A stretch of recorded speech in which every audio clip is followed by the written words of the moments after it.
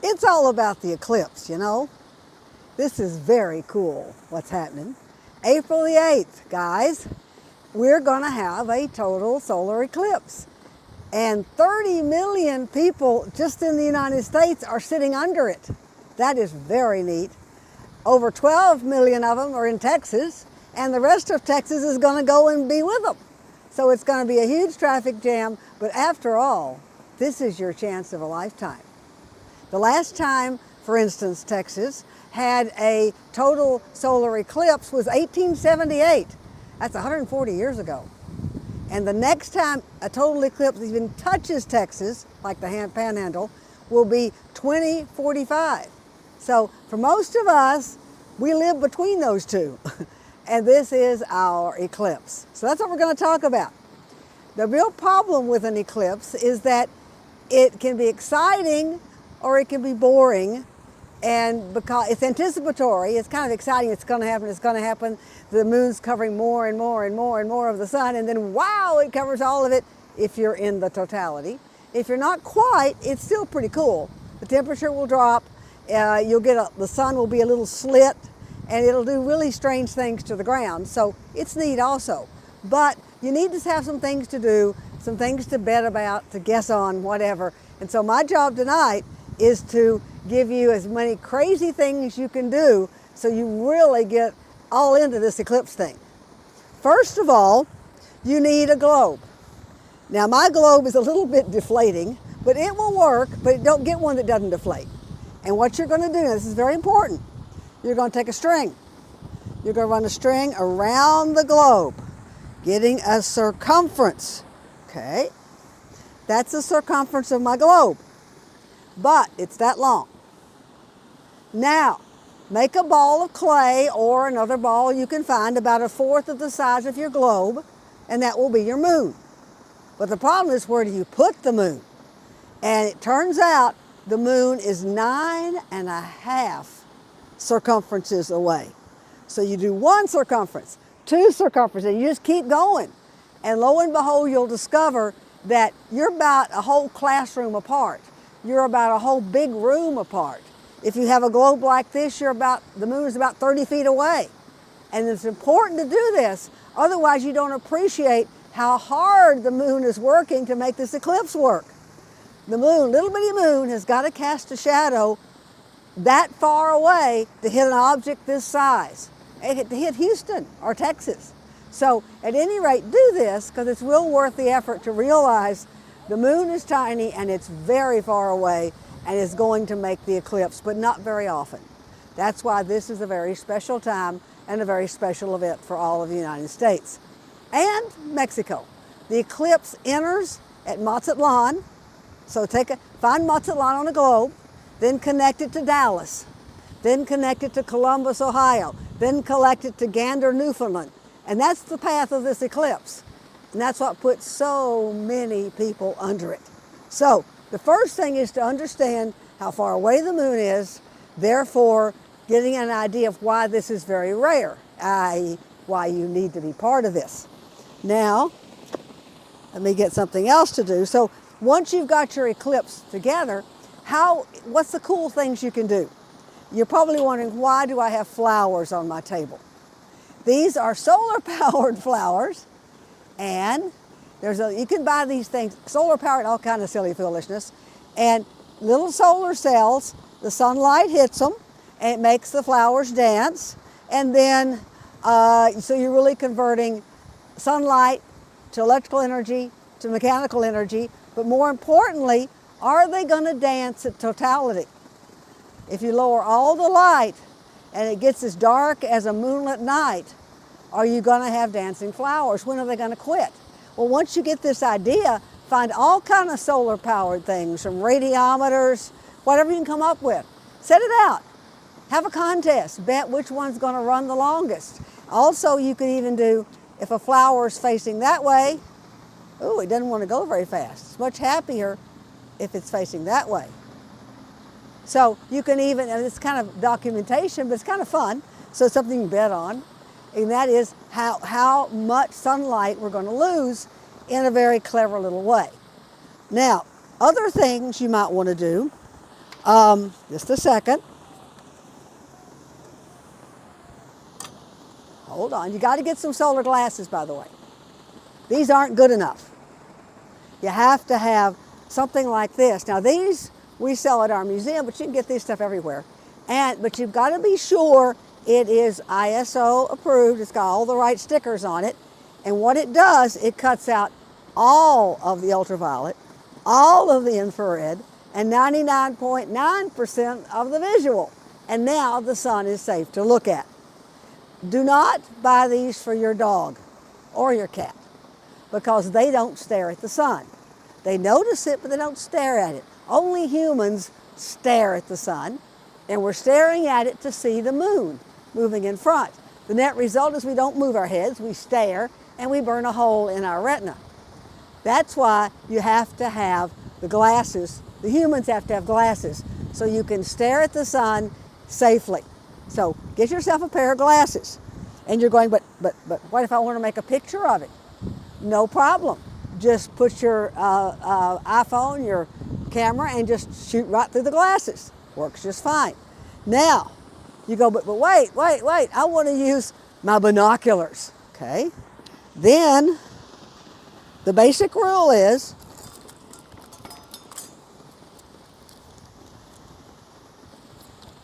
if you've got a filter, as long as you filter the front end, everything's great. In other words, don't take your filter and put it right where you're going to view through it, because, so here's, let me get my binoculars all straightened out here. In other words, you use them like this, okay?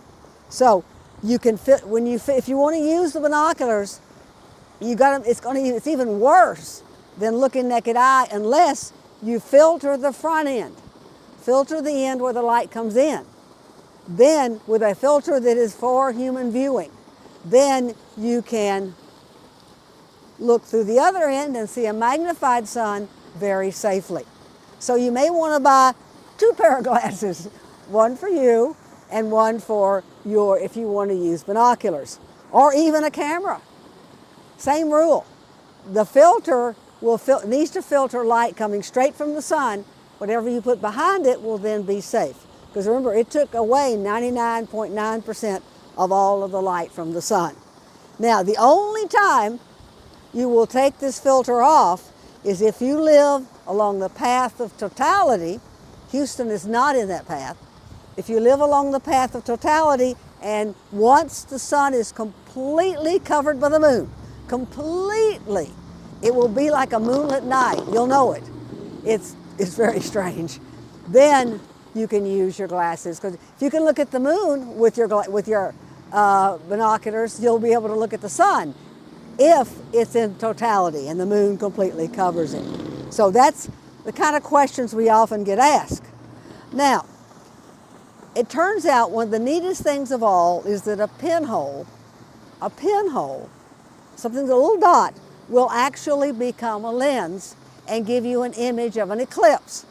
And you'll see it in the strangest places. For instance, where'd it go? Here we go, hold on. Consider a tree. If you think about looking through the tree, there's all kind of pinholes. Well, the sunlight's coming down and you'll get little eclipses all over the ground. And it's really magic, because this is so high, the pinhole is so high, the eclipses are even bigger than normal. So don't buy one of these. This is a prop. Get a real tree. Find a neat real tree. Find a lot of real trees and enjoy the eclipse, because it will be, and you can do that anywhere. It doesn't have to be in totality. That can be anywhere. So any place that you're going to have any moon over any amount of the sun, you'll get little eclipses all over the ground if you just use leaves.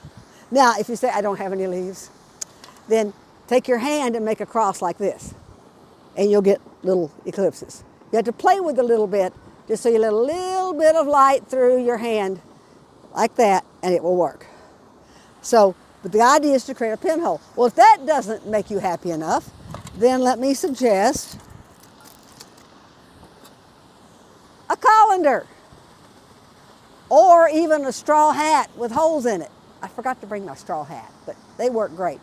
But a colander, look at all those holes. Each one of them will make a pinhole on the ground. Now you can do this on a regular day if you have sunlight. If we can even see it here.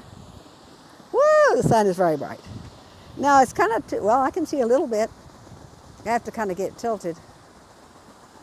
Let me find, hold on. There, now.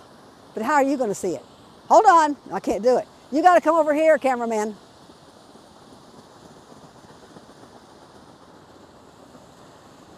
See? Those are not images of the holes. They're images of the sun being projected by the pinholes of a colander. Now if you go, I don't have a colander. Well, how about a drain? Anything you can make holes also, but this is just a cool way that it works. All right. Now, hang on. You can even project. I'll tell you how to do this later. Just a minute. Now I got to get the sun in it. Let's hold that there. Woo. My hole's kind of strange. Let's see. Wait a minute. I got to get organized here. This one I wanted. There we go. Hang on. See my sign? Now that's not that. If I get the right distance away. Let's see. There. That's about as sharp as it gets right there. It makes a sharper image than a regular pinhole. That'll be a little eclipse. Isn't that kind of cool? Oh, now it's not. It's a little bit of magic here. It's a cup, but what's in the cup? Ah, look right there. Can you see? That is. Hold on. One of these. In other words, get yourself some 1 diopter, not any bigger, cheaters from your cheapest store you can find.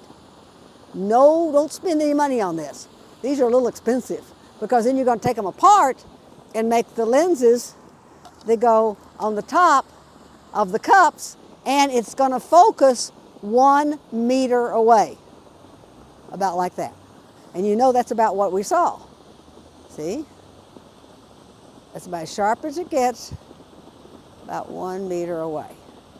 Make sense? So that works out really, really well, and it gets you a really nice image too. So, we got more to do.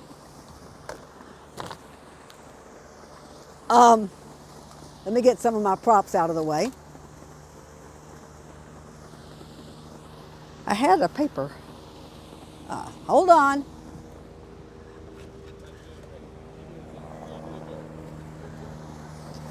Frosted Flakes. Well, anything you want, but you want a tall cereal box. Now, Cheerios might be interesting because they make little holes too, but yeah, Cheerios would be cool. But anyways, I got stuck with a Frosted Flakes box. You take the box, that's easy. Take the cereal out of the box. You don't want to have ants all over your eclipse. Now, then, inside the box, you put a white piece of paper down inside, okay? Now, then, we cut holes, square. This is easy to do. Square here, and aluminum foil is really easy to punch holes in. You can use a map pen, for instance, to make a hole. I'm not sure I've got a good hole anymore. I've kind of wrinkled it. Then, oh, I think my sun is too low. We'll give it a shot. If there's any sun left at all, I want to get my shadow. Now can't see much of a shadow because it's so near sunset. I got it. Now, what's happening is, the sun is shining into the pinhole and I'm seeing it inside here. Now I just have one dot now that you can see. Actually, I have two dots. One's bigger than the other. But you can write your name. You can have little dots that make your initials, whatever you want. But this is a very safe way. Notice I am facing away from the sun. There's no way I'm going to damage my eyes in my very cool pinhole camera. But it really will work. And another thing, I gotta hurry because the sun's about to leave me. You can take a plate, either aluminum or even what's wrong? Am I okay? Oh, I'm sorry, paper plate. And you can aim it at the sun, and I don't think we have any shadow left at all. Wow, the sun is gone. So, but you can take a paper plate, or an aluminum plate, and you can punch like 2024, with dots, make dots. And then when you put it down, you'll have little eclipses that spell out 2024, or I love Susie, or whatever you want to do. You can have it completely in eclipses, and you just put it here and you let it project down on a card and make a picture of the card. And that gives you a neat thing full of eclipses. It's really worth doing. And you have about an hour before the eclipse starts to where it's maximum coverage. You have plenty of time to mess with this. So take out a bunch of paper plates, a bunch of drawings, and just try to make the coolest sign of the eclipse that you can. Kind of a cosmic thing. Do we have any questions, by the way? Wow. Knows everything about the eclipse.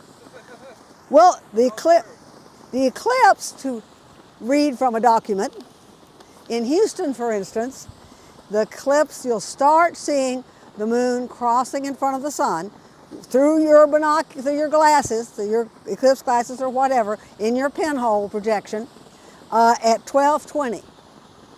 Then at 1:40, you'll have 94% of the sun covered by the moon. That turns the sun from a round disk into a slit, and it will create strange patterns on the ground. And it really does. It looks very strange. And the temperature, I think, will drop about 10 degrees. I think you're going to find it nice and chillier. You notice it most with the kids because they're always dressed so lightly to be in the sun, and then suddenly they're all running in the house getting a coat on. But you'll have that happen, and then you can look for all kinds of strange things at maximum eclipse. Now, if you have totality, it's a totally different feeling. I mean, the sun's gone. You have twilight. You have rainbows all along the horizon. It's the experience of a lifetime. It's worth going if you can figure out a way to get there. So if you can get to San Antonio, western part, Austin, Dallas, Waco, Texarkana, Corsicana, all those very famous places, Fredericksburg, Kerrville, Bandera, any of those nice, neat places, you can see the eclipse completely, the moon completely cover the sun. And then you have the corona, and you have an object as bright as the moon, and a night that suddenly happens like a moonlit night. It's quite impressive. Okay, now, the eclipse takes longer. Most people after the maximum amount get less interested, but you still have cool pictures you can make, and you're going to be over at 3 o'clock in Houston. Now, in the hill country, let's say west of San Antonio, you're a little bit earlier. The eclipse begins at 12:14, for instance. 1:31 is when you start totality. So you have 4 to 4.5 minutes worth, depending on where you end up. And so you're going to have it a little bit ahead of Houston, and that's just because of the way the shadow moves. And what you're seeing is the moon, you're watching the moon as it covers the sun, and then, of course, the moon and sun are moving across the sky. Now, if you want to make a picture, one of the trickiest things about that is that you are rotating with the Earth. So you get, you've got your filters on, or you're ready for totality, and you have your camera ready to go, and you make a moon. Say you make the sun really nice and big. It moves 1 sun diameter every 2 minutes because of the rotation of the Earth. So you have to deal with that too. But if you're just out for the fun of it, just for the experience of a lifetime, just to create a memory for your kids and grandkids, you don't need to do that. You just need to enjoy the fact that something very strange is happening. Let me think. Now, everybody usually ends up with a tripod. I want to make a picture with my cell phone. I want something to stay still. I want to get something arranged. I want to do my pinholes. How's it going to work? Could I maybe put my cereal box on a tripod so I could tilt it? All kind of crazy ideas come up with this. Well, the eclipse is very high in the sky. Now you're going, how high? Okay. You have to do something that may be hard on some of you to answer that question. You have to make a hook 'em horns. You have to hold the hook 'em horns at arm's length. Okay? Then you stack them. 1, 2, 3, 4. That's the height of the sun. 4 hook'ems and a little bit more, 67 degrees, which is very high. Most tripods don't like that. So it can be a great surprise when you're getting ready to photograph the eclipse or whatever you've thought of to do, and you go, oh no, the sun's too high. But it will make the trees look very, very cool. So it's worth it that it's that high. You can even get yourself a quadrant. Let me get this open. Well, I'll keep it in the package. You can get yourself one of these. They're like 50 cents, maybe $1. Put a straw on it, and you can let the sun go through the straw and hang a ball down, and you'll know exactly how high the sun is. In fact, you can measure the sun's changing height that way, and that doesn't cost very much at all. So we're making a bunch of those too. I'm not sure. I kind of, I don't know if anybody else has any other ideas about, one more thing I thought of. If somebody has a telescope, let's say, then they now make all kind of crazy devices. This is a nice crazy device. And the crazy device, and they look all kind of ways, but you can get a feeling that they're designed to hold a cellular phone. So they're designed to hold an eyepiece and the phone just so the light from the eyepiece of the telescope goes into your cell phone. And people like doing that. The one trick is those cell phones with 3 lenses. Which one do you send the sun through? And it's usually the one in the upper left, the one that sees distance. But this is something else. You can buy these. You can before they actually made them, we manufactured one, which you can do as well. But once again, you got an hour in and an hour out. You're talking about over 2 hours to enjoy this thing and to experiment with it. And remember, you're making a memory for a lifetime. Well, invent one of these while you're at it. Phone mount. Huh? It's a phone mount. Right. It's to hold a cell phone, Yeah, smartphone. and it has to hold the cell phone, and it has to hold the eyepiece of the telescope or the binoculars even. But most people are happy enough just to shoot through a car, through the glasses. In other words, you take your glasses and then you just put your cell phone there and watch the cell phone instead, and you'll get a nice yellow sun. And that works pretty well. As if you buy 2 pair of glasses, then you can use one set of lenses for your binoculars, and then one set to use when you're not wearing your binoculars. So it's an exciting time, and more importantly, I think it's having a memory. Like my first eclipse, I led a group of college kids. I was a college kid then, down to Florida, and I remember that eclipse. I remember being extremely cold at an eclipse in Winnipeg in '79. The first was in '70. And I can remember the eclipse on the Black Sea, the eclipse at, let's see, we were actually looking over the water over Africa from Madagascar. We did an eclipse in China. One of the best eclipses we did was in Mexico in 1991. But you have points in your life, and especially if you drag all the kids and the grandkids and the grandma, get everybody involved, you create a memory that's time-stamped. And most things we do, after 3 years, was that 2 years ago? When was that? Well, this eclipse has a date that will always be there. So it makes it fun. Do you have a question? Yeah, so we have a question coming in from YouTube. It says, where's possible best places to view in Houston? Right here. We're going to have all kind of craziness. And one of the interesting things is, I'm by the way, in the main front plaza of the museum. We'll have all the information. You get a card. We'll give you eclipse things to look through. We'll have a place where you can make cereal boxes. We'll have telescopes set up with big filters so you can look at the sun through that. The sun has enormous number of sunspots now.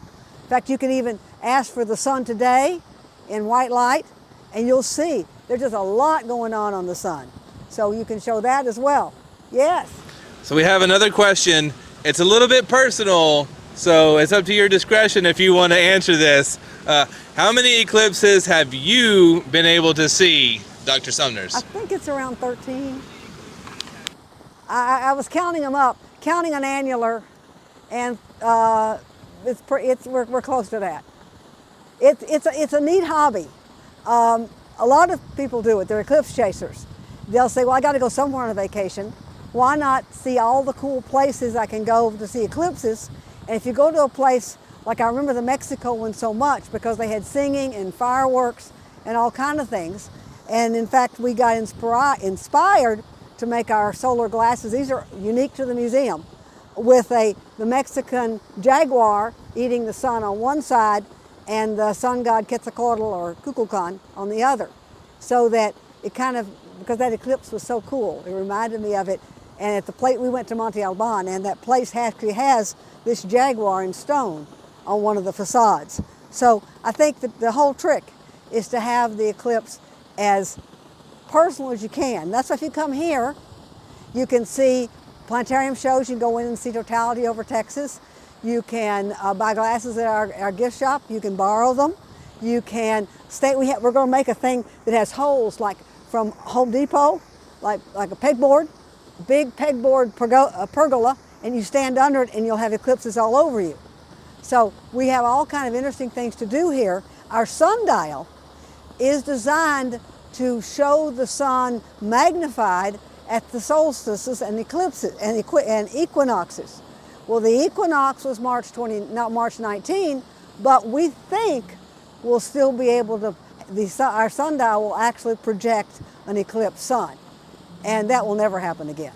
So you can come and you can see that. So there's just a lot going on that we're doing here to make, once again, we're making a memory. So bring the family. The museum's a beautiful place. If it's a sunny day, it's just a wonderful place to be.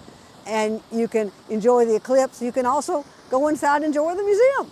And we have a big, huge moon. You can enjoy our big, huge moon in the Grand Hall. All of it's free.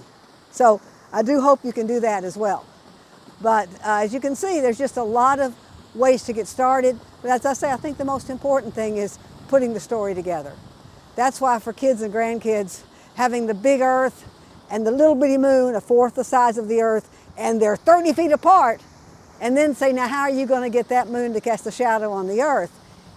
It's something, we do that every year for fourth graders in my classroom, and they didn't know it. No one realizes how far away the moon is from the Earth because it doesn't fit in a textbook that way. We never show it. So it's well worth showing it now to explain why this is such a special event. And after all, if you miss this one, you're going to have the next good partial is in 2045. I mean, take a moment and figure out how old you'll be in 2045 and decide if maybe this is the best one for you. Certainly the best one to set up. At any rate, yes. So what we might do is just kind of get in a last round of questions. If anyone else has a question that they want to ask, get them in now. We'll be closing up soon.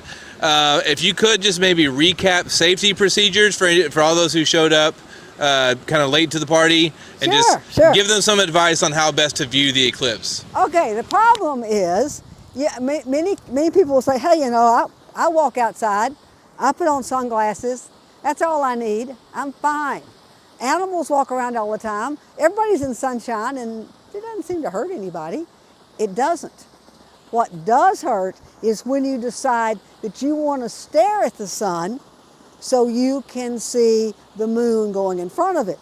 It's the staring, because then you stare right at the sun, that builds up the heat inside your eye.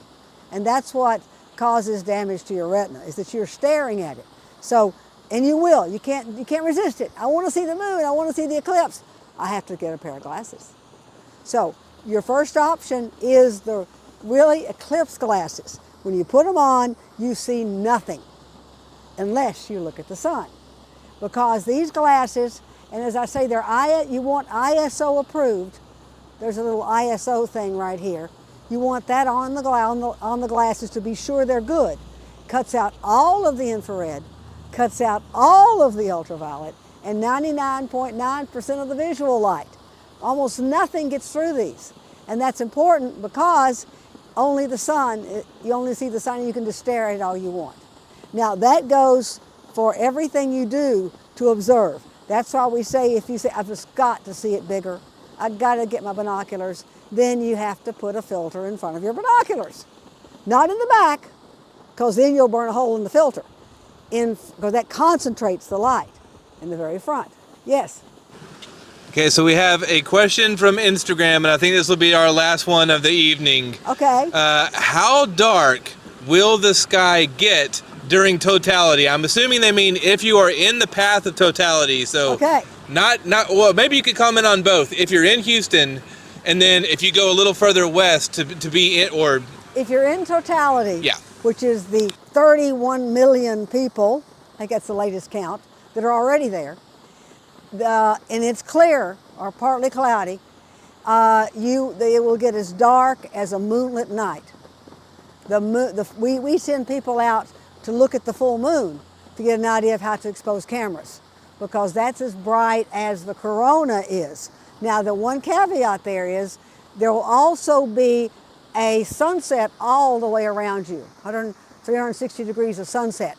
That adds a little more light, so it's not quite as dark as a moonlit night, but very close to it. It's very dark.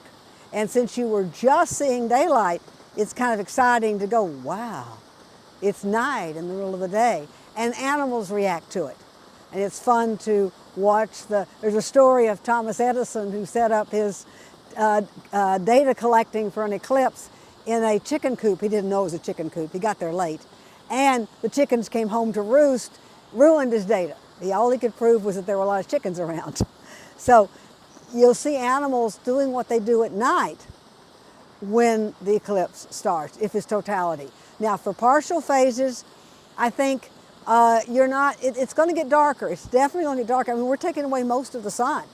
We're taking away 94% of the sun. So there's not a lot left. So a very, very deeply cloudy day might be the closest we can get to it. Because remember, not only does the sun get dark, but you don't have the scattered light where you are as well. So it's like a big dark cloud coming over, kind of. Not quite. It's a very unusual thing. You're standing in a shadow and you're watching the shadow move over you. And even the partial eclipses, which is the penumbral shadow, you get the same kind of feeling, but not so dramatically. But even if you don't have 100%, it's still worth going out and looking, because it is that unusual, especially if you have a somewhat clear day where you can really look and you can project and you can see the pinholes on the ground and everything that's going to look, nothing will look quite the same. I keep saying I want to make a picture the day before of a big scene and then make it again at 94% sun covered, and it won't look the same. Don't let your camera auto expose. Get the exposure for the first one and then set it manually for the second, so that your camera doesn't help the picture out. So it keeps it the color, the difference in brightness that you really will see. Any others? It's a great, I tell you, it's a great, we have very few examples in modern days of so many things, like why do we have seasons? Because we don't realize the sun is higher in summer and lower in winter. So many things we don't know anymore because we don't collect the data, because we live in big cities and the data kind of don't happen. We don't see the night sky. We don't see the Milky Way. This is something we can see no matter where you live, and it's unique. And I think nothing is better for learning than seeing it yourself and being sure your kids see it as well. That's why we're really pushing, get involved, be part of the eclipse. If you don't have glasses, make a pinhole projector, drag out the colander, notice that something is not quite the same. And you can go to the internet and find out exactly the times for your location as well. It's well worth it, trust me. Done? Done. Okay, you wave bye? Sure. Bye. I'll think about you all looking up at the eclipse when I'm looking up at the eclipse.